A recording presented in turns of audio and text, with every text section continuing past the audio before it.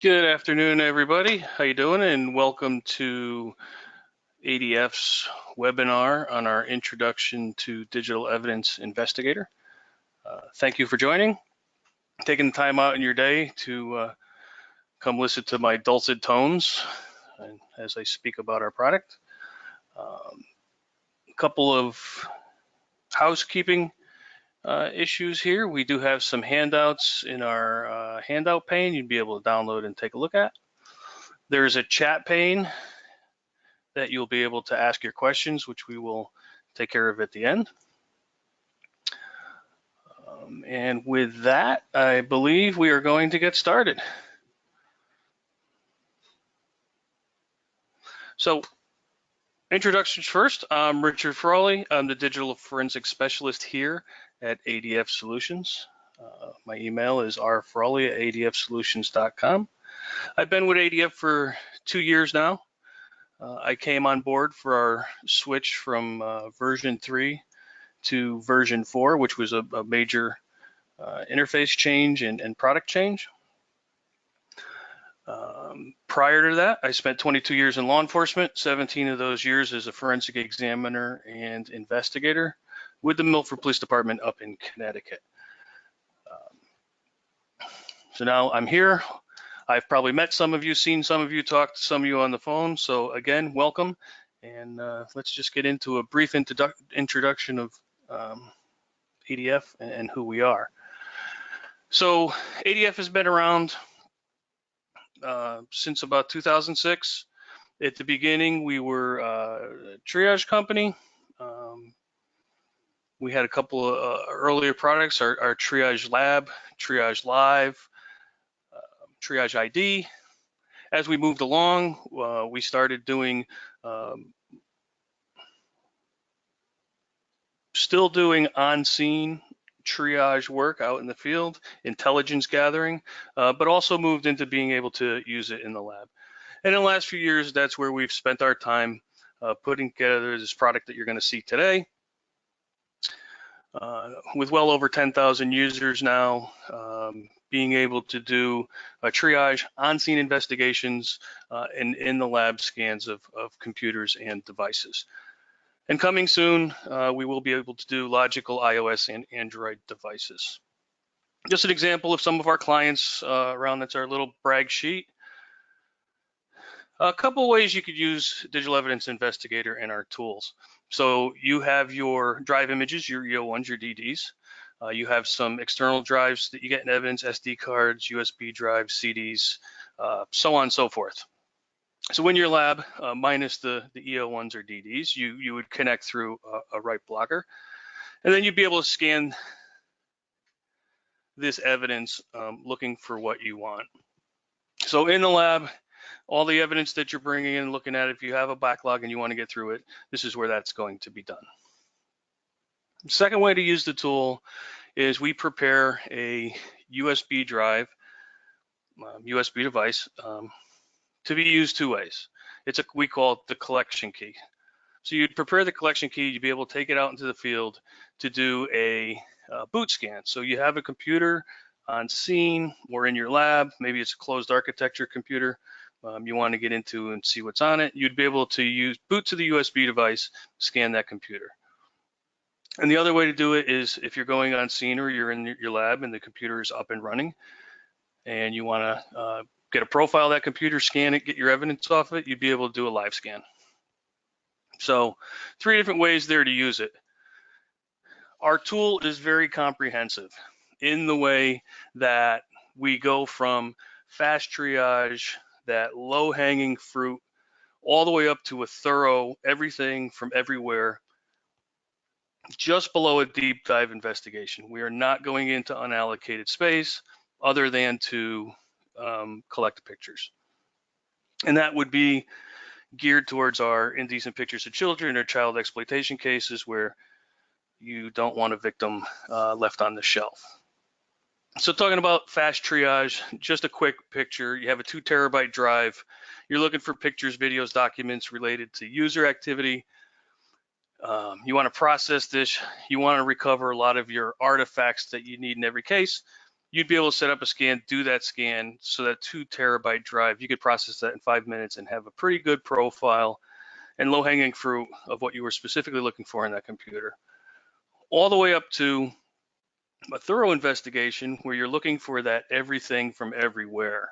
Okay, so a 2 terabyte drive, all the artifacts you want in every case, all pictures, videos, documents, mismatches, full file header analysis, hash list, keywords, emails parsed out, and carving that unallocated space in about 6 hours. If you take out the carving of those images, you can cut that time in half. You're looking anywhere for 3 hours as a maximum scan time for a drive that size.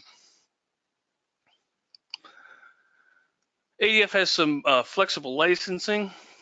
What this is, with this tool, you're going out and doing on-scene investigations or triage, or you're using it in the lab, but most of the time this is out. You're going into, let's say, a corporate environment where you know there's going to be multiple computers. You're going into a bad guy's house. You know who your target is, but he also has a wife and 3 kids, and you know they're going to have devices as well. What you can do with our tool is prepare multiple USB devices to go out into the field, plug them into the computers that you're going to want to scan, start the scan on the first one, authenticate it with your license. Then you'd be able to move on to each other one, just authenticate with your license and move on. So they can all be running at around the same time. So that was a quick on our background on ADF, working into Digital Evidence Investigator. So what I want to start with here is the installation of it. So I want to get this out of the way before. It's very simple.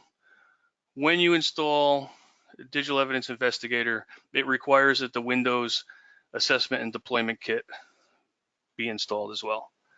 If you're using our installer and you're connected to the internet, this will seamlessly happen. It'll tell you we're going to download the ADK and install it for you. If you don't have internet access, if it's one of the machines you don't want to put on the internet, you can download it separately. It would be the Windows ADK for Windows 10 version 1607. Once you have that downloaded, you can install it on the machine. Once it's installed, go ahead and install Digital Evidence Investigator, and you will be good to go. So let me now move on to Digital Evidence Investigator. So this is our tool. Very clean looking, very simple. It tells you right up front what your choices are in the tool. Let's think of Digital Evidence Investigator and what you're looking for this way. I went over being able to do a low hanging fruit all the way up to a complete thorough scan and investigation on a computer. What I like to say is with our tool is that there's an adage out there that 90% of your cases could be solved with 10% of your data, and that not every case is a deep dive case, not deep dive worthy. So using this tool and thinking of that premise, that's our goal, to get you to that 10%, to get you to the evidence that you are specifically looking for, that you want as fast as possible. Letting you make decisions early in your investigation and then moving forward from there. Prior to hopping into that, I would like to throw out a quick poll to everybody. Trying this now. I'm going to launch the first one here, see how this works. So I'm just looking to see what everybody's primary role is. Whether you're an examiner, investigator, prosecutor, other, your corporate IT, something like that, that would fall under other. Just trying to get a good idea who we got out here watching and who I'm speaking with.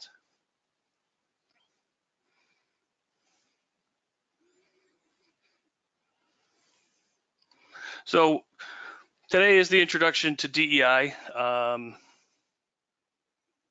We have run a couple other webinars, and we plan on doing some more webinars in the future. So if these are something you're interested in, if it is something that you would like to see specific, especially if you're one of our users, let us know, send us an email, say, hey, listen, I'd like these webinars, but I'd like to see something specific on maybe this part of the tool or maybe doing that, because I'd love to put something together like that for you guys and move on. So that looks good. A lot of examiners out here, some investigators, and we have some others in there. So awesome. I can mix it up, let everybody know what we're doing. So let me go back. There we are. DEI should now be visible to everybody there. So very simple to use. You can scan devices and images, as I explained before. This is the view from your forensic workstation. This is installed on your computer in your lab. So you can scan devices and images. You can prepare a collection key. That is creating that bootable USB device or the USB device that you want to scan live. So the same USB device will do both. You could image anything that's attached to the devices here. Reviewing your scan results, the analysis, setting up the scans. We are going to go over that. That is where you really get to say, this is what I want, this is what I'm looking for, and this is how long I'd like this scan to go for. We have our settings. This is your data paths. This is creating your maybe permanent bookmark, not permanent, but creating your bookmark labels, if you will, or your tag labels, if you wanted. And we have a comprehensive user guide down the bottom. So never have to go looking for that or looking to download it. It will be with the tool as you get it. So scanning in the lab. You go in here, go into scan devices, and scanning your devices here. I was just minimizing something, sorry about that. So with our tool, everybody's used to the older toolbar at the top and your sub toolbars, and what we do is we put our toolbars on the side. You can see in this view, we have a right-hand toolbar that is colored green. The right hand is usually going to be functionality, left hand is going to be navigation. So there's nowhere for me to navigate on here except for back. So we have a back button lit. And then I have here where I can add folders or add devices and images. So under my target devices, you can see that my system drive is grayed out. We're not going to scan our own drive. You can see here I have a physical Samsung portable drive with a partition named work files. This is my collection key that I'm going to want to prepare later. It's not going to let me scan that. I have another USB device with a partition called images. I have my license key, and I also have here another USB device that is BitLocker encrypted, and it's telling me that. It's saying, hey, this is BitLocker encrypted. With our tool, if you have the credentials for this, you can enter the credentials, and if I got it right, that will unlock it. And now I can scan that BitLocker encrypted USB device. So I have everything that's attached to my computer here. If I wanted to add an image, if I wanted to add an E01 or a DD, I would go over to my right-hand toolbar, hit add image, and I can point that right at an E01 image and load that up. And you can see it loads up right away. So now I have 2 items here that I would scan. I can also point it at a directory or a folder or a partition or a shared or mapped drive. So if you're on a network and you have a mapped drive or a shared drive, you'd be able to also point it at that and scan that as well. So that's the target devices. In the center is my search profiles. A search profile is made up of artifact captures and file captures. So artifact captures are hard-coded into the tool, and I'll show you that exactly where they are in the scans. But it's those things that you're going to parse out. It's your USB information, it's your emails, it's your peer-to-peer, it's keyword traces, it's web browsing history, download, search terms, and such. And then your file captures. That's I'm looking for images, I'm looking for documents, I'm looking for these types of specific files based on file extension, file header, keywords, or hash sets. And then our scan information. So coming here, if I wanted to scan this drive, I would choose the drive, I would choose the profile that I want to run against it. I would change my name up here if I wanted to. Once I have all my selections, I would hit scan, and a scan would start. Very simple to use. So knowing that that's how it works in the lab, you have a case, you usually have specific information that you want to go through and you ask. So I have a fraud case here that was done. I just want to show you the results that you can get right off the bat with this case. I'm going to go up to my summary page. So after I run a scan, this is what shows up. It shows me what I scanned, or date and time, the profile that I used, the statistics, how long it took to run. So this was a 12-minute scan. It looked for and found 2,437 files that I specifically asked for. And these tag statistics, these are like bookmarks. It's synonymous with bookmarks. So these are what it found. I asked it to find, and it automatically bookmarked them for me. And then here's our capture. So we have our capture groups: application, communication, device data, documents, keywords. That's a custom one that I made, multimedia, user data, and web browsing history. And then what I scanned is down here at the bottom. But you could see at 12 minutes, I got all the information on my artifacts.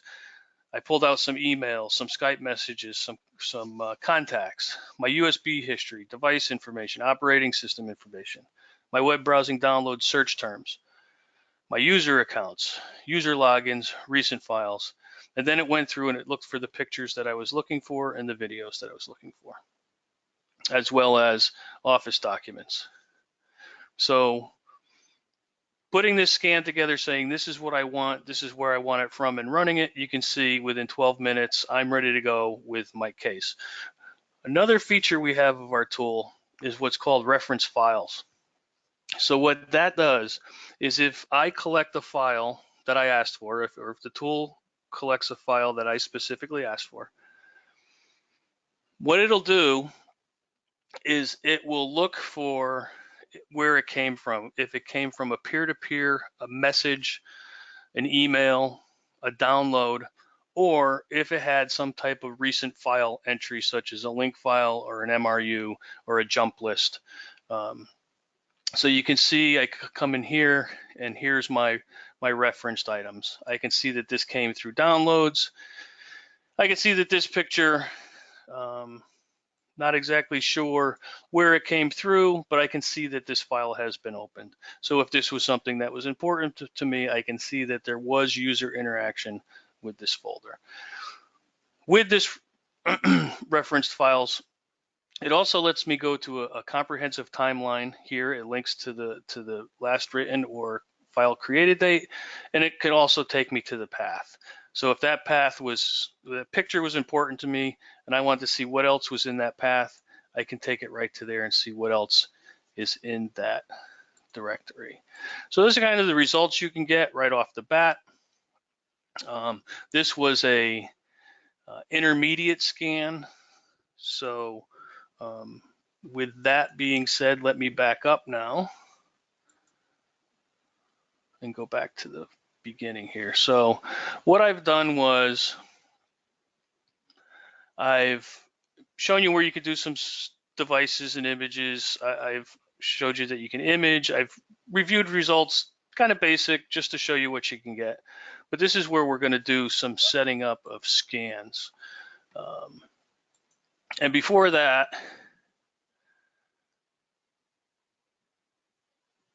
I'd like to get an idea from you guys, if I could, by launching another poll here. What better describes your use case or situation? Are we looking at on-scene investigations and triage only? Are we looking to do just lab examinations only and get to that evidence fast? Or do we do both on-scene investigations and lab investigations?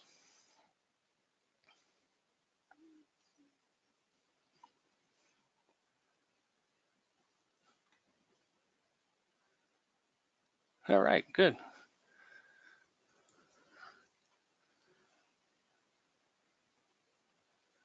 Yes, that's good. We're looking at about 60% get to do both. 21% are only in the lab, and another 13% or so are triage only. So good. We're going to be able to put this to good use wherever you're using the tool. Like I said, the tool could be used out in the field, make those decisions out on scene. You're doing a search warrant, you're doing something like that. I like to, we do triage. We are triage on steroids. But I like to get away from that word and use on-scene investigation, because we're going to put a whole lot more information together for you on scene with this tool, instead of just relying on the low-hanging fruit and saying, yeah, there's the file, arrest him, we'll put this together back at the lab. We're going to put it together for you on scene, and when you're back at the lab, you're going to print a report and go home. But I digress a little bit there. Let me get to where I left off. We were at setup scans. So setting up the scan, you have your case, you have specific information. This is where you're going to tell the program what I want to do. Very, very simple to do. You go in there and you have what I call the search library. Okay, this is where you're going to manage your search profiles. You can see here they're broken down into quick, intermediate, demo is mine, custom, those are all the ones that I've made doing these demonstrations, and comprehensive. So let me tell you the difference between quick, intermediate, and comprehensive. Quick is that low-hanging fruit, that quick general profile, low-hanging fruit. I want to be done in a couple minutes. It's aimed at the user profile, and is typically aimed at by searching for file names and folder names that are specific to your case, parsing information from specific artifacts that you want. Runs quick, runs fast, gets you the information you want right up front, looking for that low-hanging fruit, especially child exploitation cases. You take that list of child exploitation search terms and keywords, you run it against the drive, you're going to know pretty well up front in a minute or two if you have something. Intermediate. Intermediate is directed specifically at the user profiles only, does not search outside of there, but it asks, it goes by keywords, but we also add in hash values, and we also ask it to collect specific types of files, such as multimedia, your pictures, your videos, and your documents. So again, it still runs in minutes and gets you the information you want. And then we have our comprehensives. Those are everything from everywhere. And typically, you can run a comprehensive scan on a computer anywhere between an hour and a half and 3 hours. With that, if you're going to add carving, you're going to add more time. But just think of a case you got coming in. It's important. They're on your back about it. It's high profile. There may be information in there, such as cloud storage. There may be information in there pertaining to social media, usernames, passwords, stuff you're going to have to do preservation orders on, stuff that you may have to do for future search warrants on. So using these, you could get to that data and have information in front of you. And even on a comprehensive, within 3 hours, and I'm saying within 3 hours, you can have all this information to get going and get your case on the way, instead of scanning for a day or two and then moving on with a full deep dive forensic examination. Not saying you don't have to do that. That's not our goal, is to say you don't need to do a deep dive. If you need to do it, you still have that ability, but we got you to the information that you need first and put it together for you. If you can get a plea deal on that, then that's great. Maybe you don't have to go to that next step. Again, I digress. Thank you guys for listening to me. Again, this is where I'm going to put everything together. So we have our toolbars over here. This is where I am going to either create a new profile. I can import so you can share. If you're building profiles and you have somebody in your state, across the state, in a task force, or somebody you just know has the tool, you want to send it to them, you can email them or put it in a cloud account, have them download it, they could import it into their tool. Another way is if I really like running my intermediate, let's just go general profiling here, I can copy that profile. So what this does now is this brings me into all the pre-made captures for you to turn on or turn off in a case. You are not limited by what you see here. There are at least 70 different captures for you to turn on or turn off. You can see in this intermediate one, we had anti-forensic traces on. We had application usage, installed applications. I wasn't running peer-to-peer, but I can turn those on. Emails, calls, office documents, those referenced files. I have all these intelligence keywords, and we do support foreign languages. So you'll see we have some Arabic, Russian, and Urdu in here. Domestic security, financial fraud, terrorism, all these different keywords that you may need in some type of investigation that you're doing. They're there for you to turn on or turn off. If you're doing indecent pictures of children, child exploitation cases, we give you a bunch of preset type captures here for you to run. The keywords, these are all ones I have been adding. Multimedia, we break it down into all different ways that you can collect it. But if you're looking for everything from everywhere, you would start out with your pictures comprehensive, okay?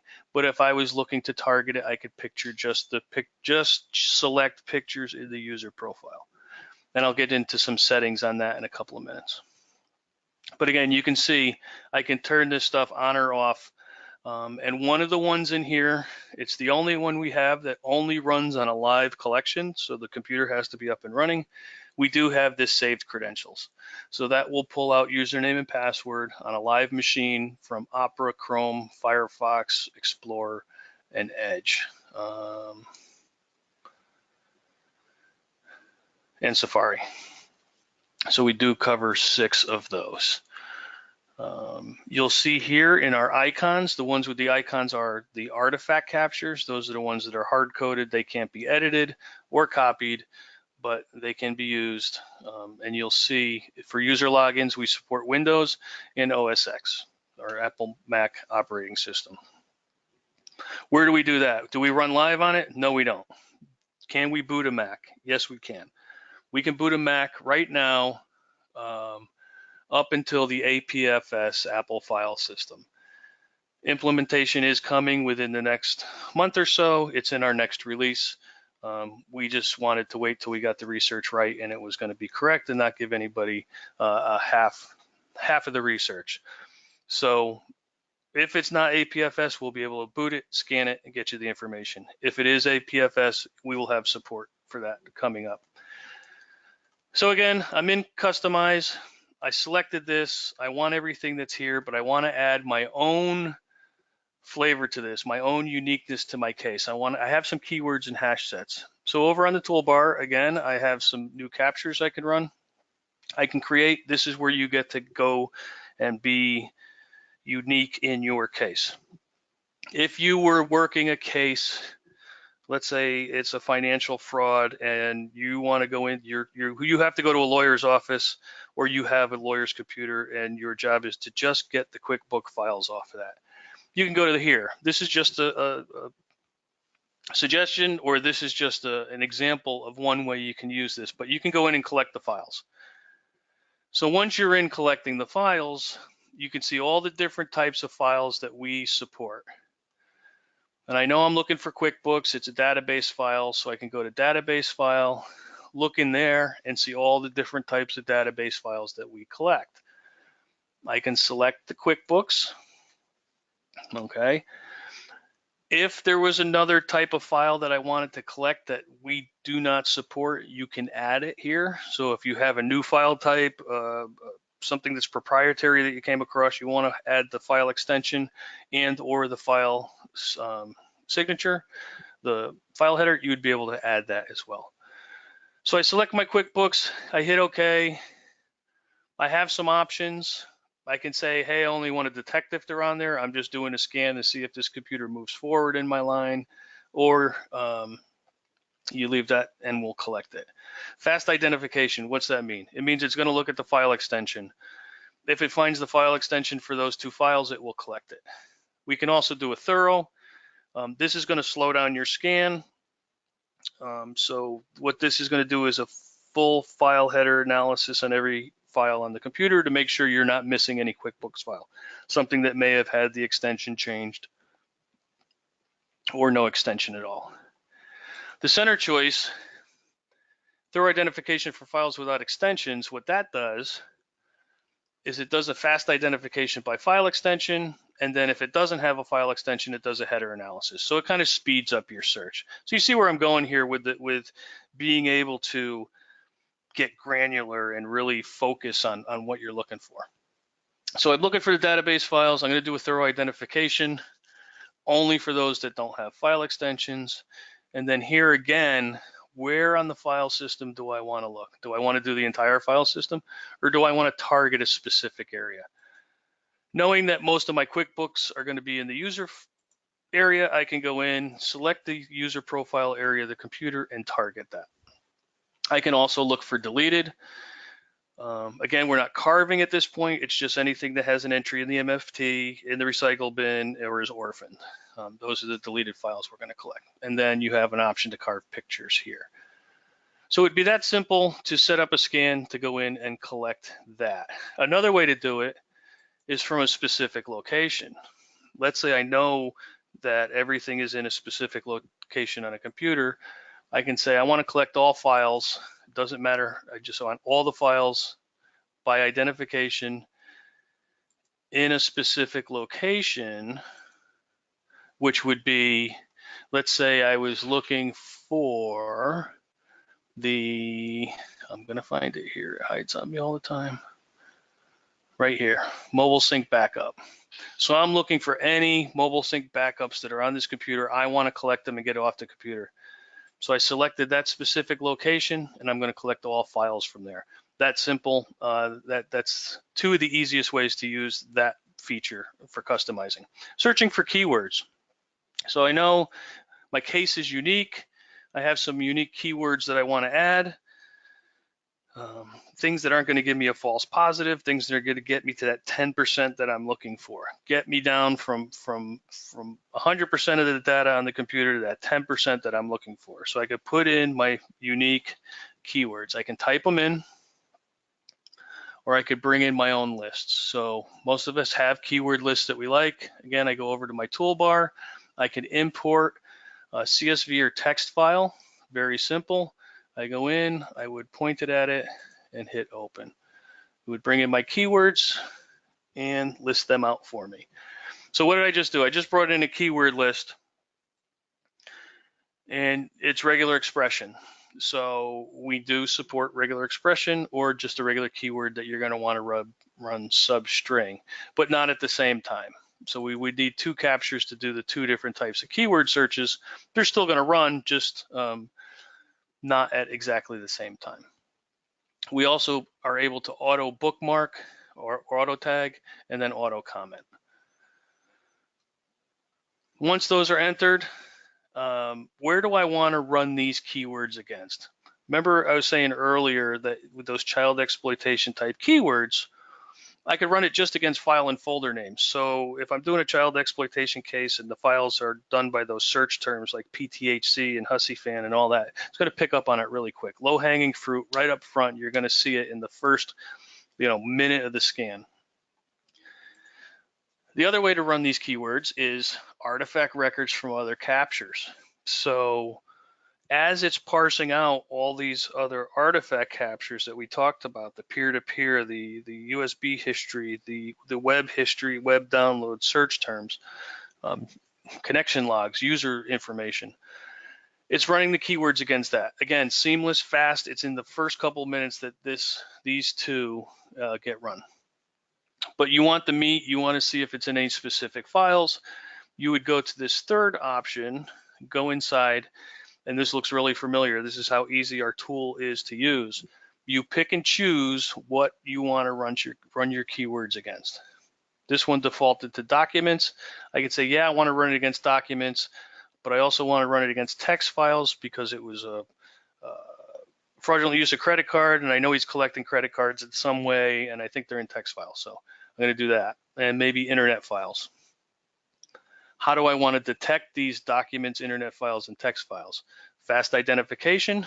I'm looking just by file extension. I want fast information. I want to get to it fast. I would do that. If I'm doing a comprehensive scan, I would choose that full file header analysis. Or I could do the medium, which is only if it doesn't have a file extension would it get a full thorough identification. And again, where do I want to look? Entire file system, just the targeted folders that I choose. I can also have it look here at the referenced artifacts that we've collected. It'll run those keywords against that, and of course, deleted files. And then to get even more granular, I can go by dates and times. Should somebody give you limitations on your search warrant, or should you know this crime just started 2 months ago, I just need to go back for the last 2 months and look for this information, you can set parameters here to do that. So that's how you would enter your keywords. Hash values are pretty much the same. We can, for hashing, you have some intellectual property theft. Maybe it's some PDFs that you can hash or something that's hashable. You have a child exploitation case where the images we know are hashable, somewhere where the data isn't going to change every time it gets open. You like in a cyber tip, or like I said, the IP theft, you have the document, you want to hash it, you want to look for it on a computer. You can point it at these files here, and then I'm just going to put it here. I could select that folder. So in here, I'm saying there's some files that I want to hash.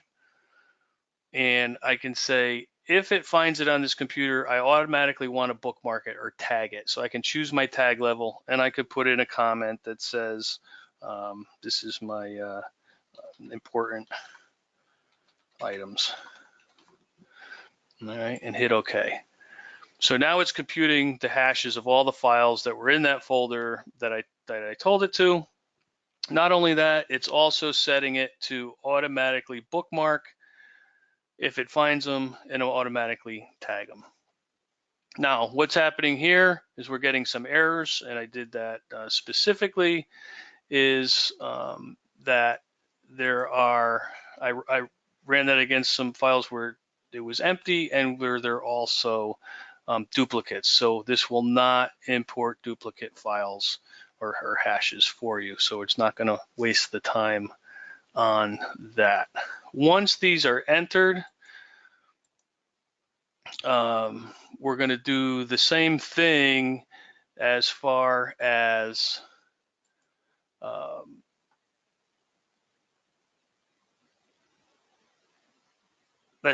deciding what we're going to throw those hashes against. While I'm changing this up for a second, let me just give you another poll here, if you don't mind. What's your biggest challenge today? Is it backlog, number of devices, your workflow's not streamlined? You know, you'd really like to add something like this into the workflow, tools, funding. Just a quick question there.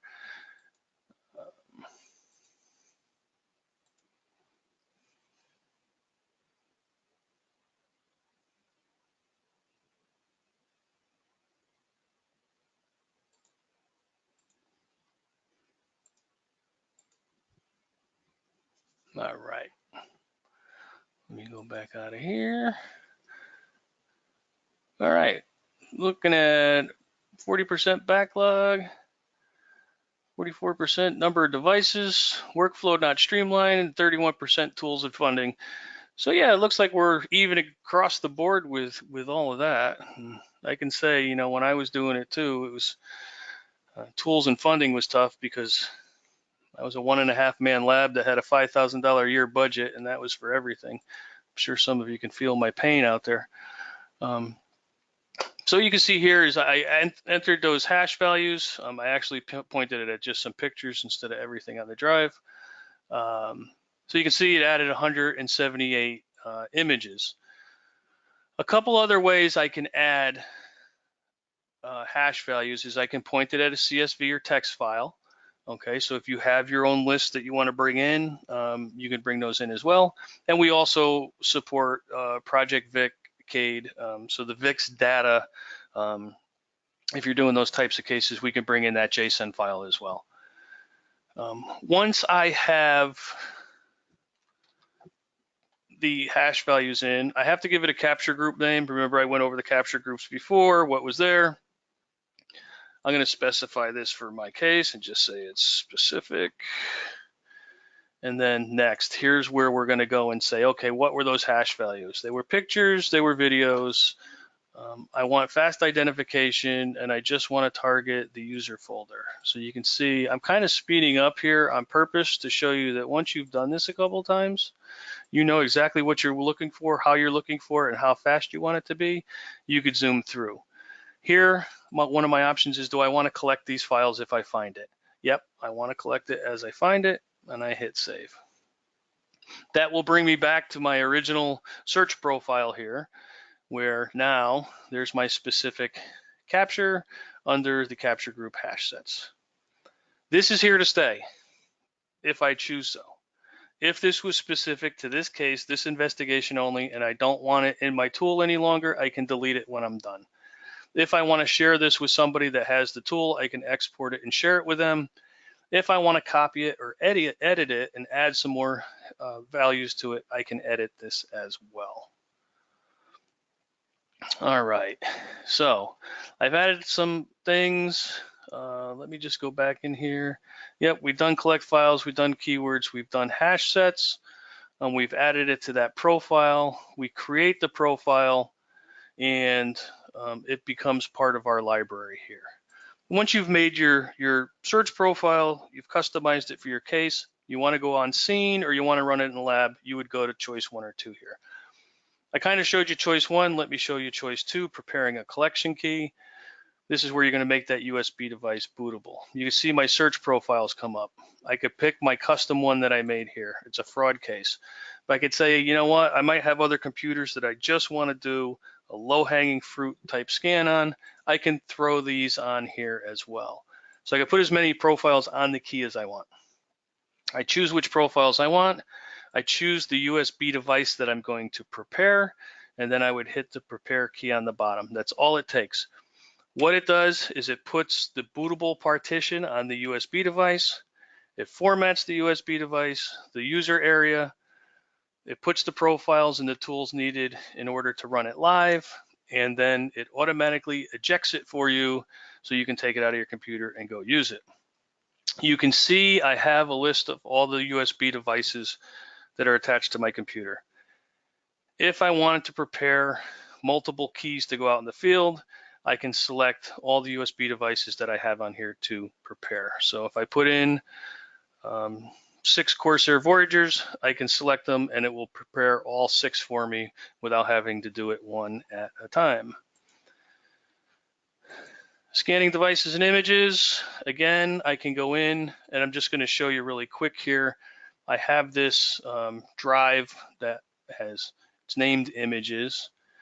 Now it doesn't have all the artifacts or everything on it, but I know I'm in a hurry. I want to run a comprehensive scan because I know there's pictures and stuff on here. I can say, just scan this, do a comprehensive scan on it, and I hit scan. The first thing our tool does is make a listing of all the files and folders that are on that thumb drive, regardless of whether we're going to collect it or not. That goes for anything that you run it against. So you plug it into a 256 gig Windows 10 machine, it makes a complete listing of all files and folders for you, regardless of whether it's collected or not.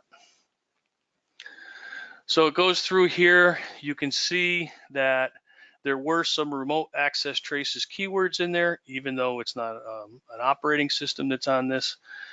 There's some office documents it's collecting. And then it will move in and start capturing the images that I asked it to capture that are on there. But you can see how the tool works at this point when you ask it to run. Just going to step out of here. You can stop scans. Anything that is done, anything that has been collected up to this point is saved and is part of the scan. You're not losing any of your information by stopping here.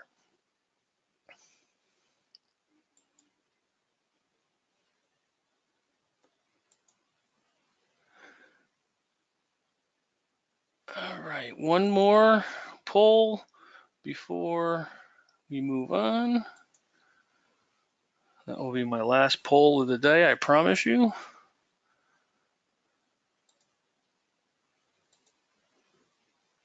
So on-scene investigation triage has become an accepted practice. That's a question that I kind of ask out there in the field all the time, because there are dinosaurs out there like me that just would never accept that as being the case. But there is that time when you do have to resort to doing the on-scene triage. So what I'm going to do now, let me close that poll here. 100% true. That is awesome. All right, what I'm going to do here now is show you when you collect. Let me minimize. There we go. When you create that USB device and you want to go out into the field and do a scan, I showed you how to prepare it. It automatically extracts it for you, or I'm sorry, gives you a safe removal of your USB device. You pull it out, you plug it into the computer you want to run, and if auto open or auto run isn't on and the screen doesn't open, you just go to your Windows Explorer, open up CKY, which is our collection key, and these are the files that are on that drive. So I want to scan this computer that's live. There's a start.bat file. I would select that. It would start up the program for me. You guys can see it.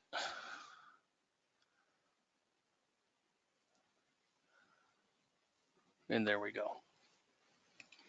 So running a live scan.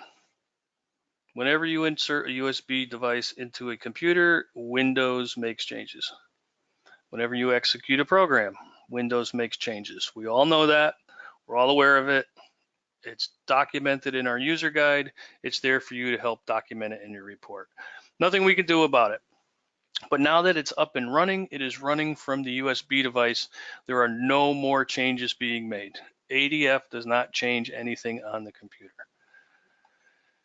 If at this point you are one who collects RAM, you need to collect RAM.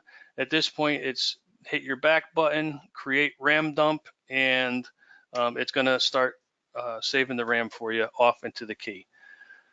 Go back to scan computer. I choose, here I have all my physical devices attached to the computer, or I can choose partitions, and then I can start my scans. Again, there's that BitLocker key. There's the USB device I had. See, you can see this is all open to me. Everything is here for me to scan. There's the profiles that I put on. There is no learning curve whatsoever in using the tool. So I would do my scan, okay?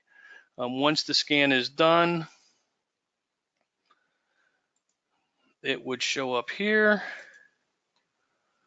just like this. When the scan's done, it's going to drop you here into your results. Quickly, we have our picture cross capture view. We have our videos. We collect frames, so first frame, last frame, 48 frames from in between. We collect keywords, timeline. Here's that file listing of every file folder on the system. We do reporting. We can go to each individual capture, look for our information. So again, here's my navigation on the left, and on the right is my functionality. Okay, so here's where I can do further searching within my results. I can set which columns I want to show. Those would be the columns up on top. I have, that's deselecting anything that I may have selected. I have filtering. There's lots of filtering for each table that you go into. There is tagging. This is where we're going to go into our bookmarking, and here's where we can add some comments. So quick overview there. If I was on scene, I would be able to do any of this, any of the bookmarking, tagging, looking, seeing. If I knew there was some pictures here that were of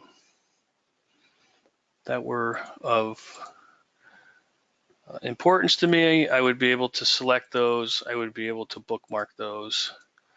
If I wanted to filter and look for a specific file type, I can filter all my pictures down to just JPEGs, just to show you that. So on scene, I could do that. Once I close that,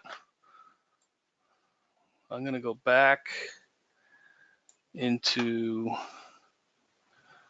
excuse me for a second here. So back at the lab, you go back with your USB device, you start up your ADF or your DEI that's on your forensic machine. You can see it starting up here for me. I plug in my USB device. The first thing it says, hey, we found some scans that you ran out in the field. Would you like to back them up? I can say yes. It backs them up for me, and then I can go into my review results. And just to show you how these work, that scan I did here, that's not the one.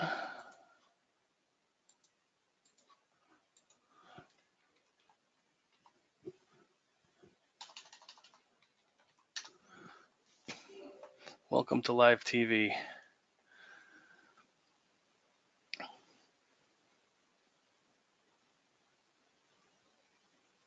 All right, you guys should start seeing this come back in again. I'm gonna go into review results. I have some here that I've backed up before. These are some of the ones I showed you before. But what I'll let you know is as you're going through these, let me just back up here again. I want to grab one that had auto tagging on it. There we go.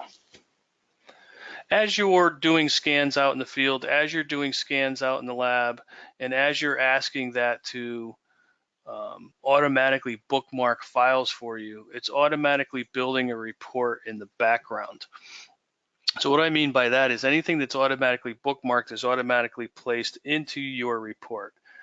All those archives or all those artifacts are automatically collected for you. They are here for you to turn on or turn off. So if I want the operating system information in my report, I would click it here and turn it on. Everything that's checked here, those are my bookmarks. Those are automatically in my report. Very simple to do, very simple to print out. We do HTML, CSV, and standalone viewer. That's a portable viewer that you can do the scan, hand it off to somebody else on a USB device. They don't need a license. They can go through, do their own analysis and reporting on it as well. I did tend to talk a little bit too much. I do want to get to questions. I went a little farther than just a brief overview. Hopefully this helped those of you who are watching. Brett, if you are on the line still. I am here, and thank you much, Rich. Great job. We had a question related to the number of USB devices that can be created for triage purposes from a single license. Right. So if you're on scene of a corporation and you've created 50 USB devices, you'd be able to start those one right after the other and have them all running at the same time. The license is basically location based. So as long as you have that license in your hand and a USB device to match it up to, you can scan as many computers as you want. Excellent. Next question is, this customer often sends USB drives to current employees for document collection or e-discovery. is there a way to put the license on the USB collection key so they don't have to ship the license dongle with the collection key? The license is tied to that USB device. So if you were going to do multiples, we do have a product line that is like that, but it would be a single license for you to be able to ship it somewhere and them to be able to use it, because it would be tied to that specific USB device only. Okay, great. And so I'll put sales contact information in there for that individual, so that they can follow up directly and get some more information on that. And there's a question, you may have covered this, does it leave footprints on the exhibit during triage?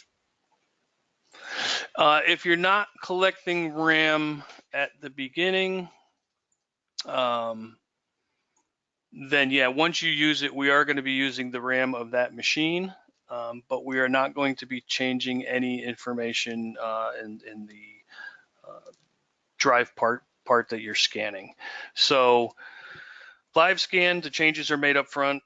USB device is inserted, programs run, you collect RAM. Footprint is minimal at that point. If you haven't collected RAM, yes, we are going to use the RAM to do the scan. So we will leave a bigger footprint at that point. And can you access VSCs? Can we scan those? Yeah, there are two questions that are tied together. Can you access VSCs, and how does it handle VSCs? So no, at this point, we do not do the volume shadow copies. It is something that we have looked at. It is something that we consider time to time. But with the nature of the tool being, we want to get you to 10% of the data that can solve 90% of your cases as fast as you can, that kind of becomes a little more on the deep dive end of stuff, rather than the upfront, let's get you your information and get you moving.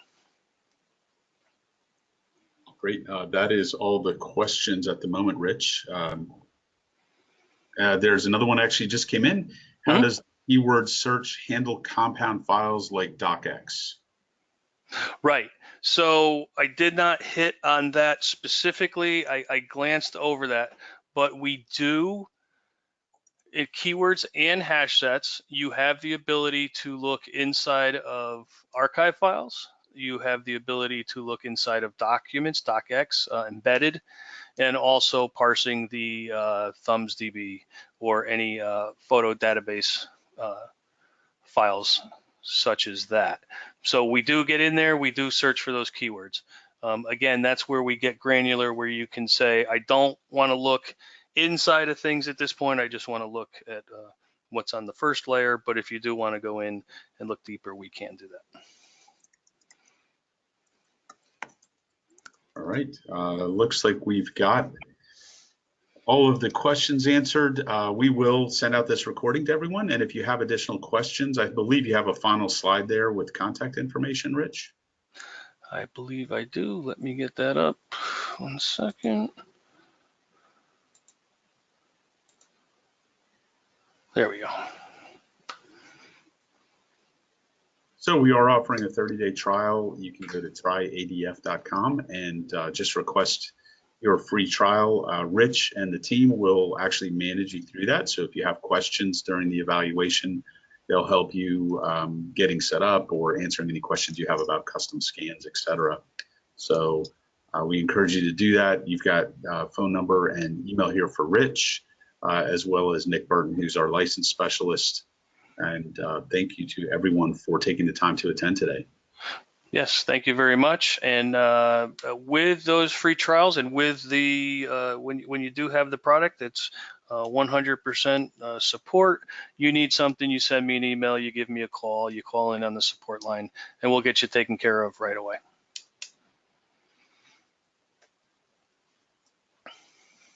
Thank you, everyone. Thank you. Thank you.